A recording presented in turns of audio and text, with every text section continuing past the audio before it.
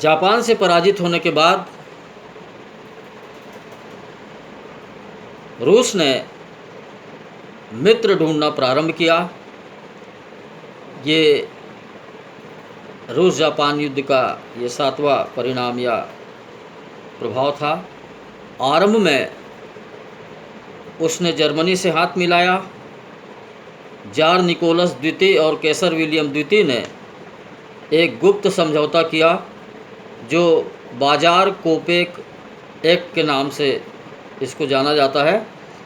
इसके अनुसार ये निश्चित हुआ कि यदि कोई एक देश दोनों में से किसी एक पर आक्रमण करे तो दूसरा देश उसकी सहायता करेगा, किंतु फ्रांस ने इसका विरोध किया। निकोलस द्वितीय के मंत्री भी इसके लिए तैयार नहीं हुए और अंत में ये समझौता रद्द हो गया। किंतु रूस को मित्र की आवश्यकता थी, अतः 1907 में इंग्लैंड से उसने समझौता किया। इस प्रकार रूस जापान युद्ध के बाद हार्दिक मैत्री संघ की स्थापना जो है वो हुई। इस युद्ध का 8वां प्रभाव या परिणाम इस तरह से था। इस युद्ध के परिणाम स्वरूप चीन को अत्यधिक अपमान सहन करना पड़ा।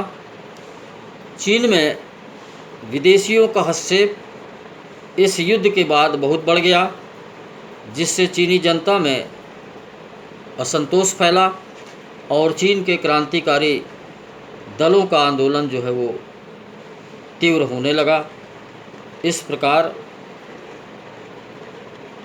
निष्कर्ष रूप में ये कहा जा सकता है कि रूस जापान युद्ध, इसका इतिहास में अत्यधिक महत्व है।